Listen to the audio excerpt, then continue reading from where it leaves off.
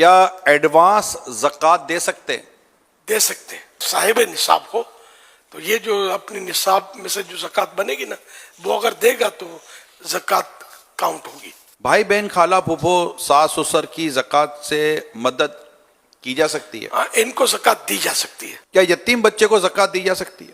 ہاں یتیم بچہ اگر حقدار ہے تو اگر سمجھدار ہے تو اس کو مالک کر دے, اس کا خود ہی مالک ہو جائے. یا نہ سمجھے تو اس کا جو سرپرست ہے اس کو دے دے, وہ قبضہ کر لے. ٹھیک. اس کے لیے زکوٰۃ کر. ماں بھلے غنی ہو مالدار ہو اس سے فرق نہیں پڑے گا.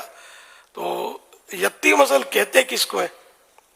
یتیم جس کے والد صاحب جیسے فوت ہو گئے تو جب تک یہ نابالغ رہے گا بچہ اس وقت تک یہ یتیم ہے. بچی بھی جب تک نابالغہ ہے یتیم کہلائیں گے. اب جیسے ہی بالغ ہوں گے تو اب یتیم نہ رہے. عورت کی زکوٰۃ ادا کرنا کیا اس کے شوہر کی ذمہ داری ہے؟ شوہر سے اس کا کوئی تعلق نہیں. عورت اگر صاحب نصاب ہے تو اس پر زکوٰۃ فرض ہو جائے گی. زکوٰۃ میں انگلش تاریخ کا اعتبار ہے یا اسلامی تاریخ؟ ہجری سن کا, اسلامی تاریخ. اسلامی تاریخ کا. کسی پر قرض چڑھا ہوا ہے تو کیا اب وہ اتنی رقم کو مائنس کر کے زکوٰۃ کا حساب لگائے گا؟ مائنس کر کے زکوٰۃ کا حساب لگائے گا. کیا آرٹیفیشل جویلری پر بھی زکوٰۃ دینی ہوگی؟ آرٹیفیشل جیولری پر ویسے زکوٰۃ نہیں ہوگی, استعمال میں ہے تو. اور کوئی اس کا کاروبار کرتا ہے تو اب وہ شرائط پائے جائیں گے تو زکوٰۃ فرض ہوگی. کیا زکوٰۃ میں راشن یا فریج, موٹر سائیکل, کپڑے وغیرہ یہ بھی دے سکتے ہیں؟ جو بھی مال ہو نا مال دیا جا سکتا ہے زکوٰۃ میں. یہ مال ہے جن کے آپ نے نام لیا. پچھلے سالوں کی زکوٰۃ نہیں دی تو کیا توبہ سے معاف ہو جائے گی؟ نہیں, بلا وجہ اگر یہ تاخیر کی ہے اس نے تو تاخیر کی توبہ کرے اور زکوٰۃ پائی پائی کا حساب لگا کر ادا کرے تب ہوگی.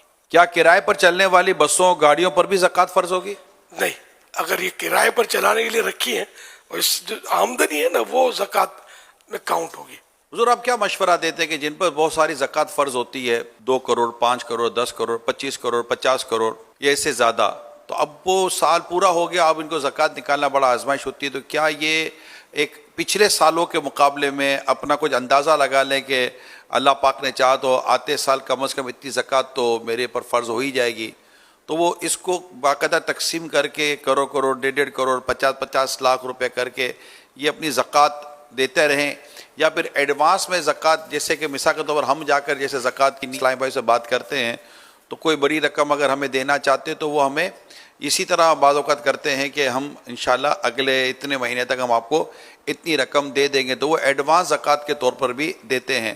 تو یہ ایسا لگتا ہے کہ شاید لوگوں کے لیے یا جن کی بڑی زکوٰۃیں ہوتی ہیں, بڑا اماؤنٹ ہوتا ہے, تو شاید ان کے لیے کچھ آسانی ہو جاتی ہے, تو ہر ایک کو ایسا کر لینا چاہیے. جن سے بن پڑے وہ ایڈوانس میں دیتا رہے گا نا اس طرح کا آدمی تو یہ بوجھ کم پڑے گا.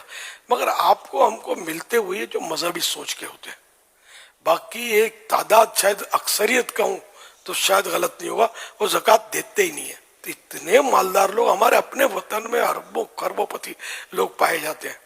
اگر یہ سارے دیانت داری کے ساتھ زکوٰۃ ادا کریں اور زکوٰۃ ان کے حقدار تک پہنچے تو شاید ہمارے وطن سے تو غربت ختم ہو جائے.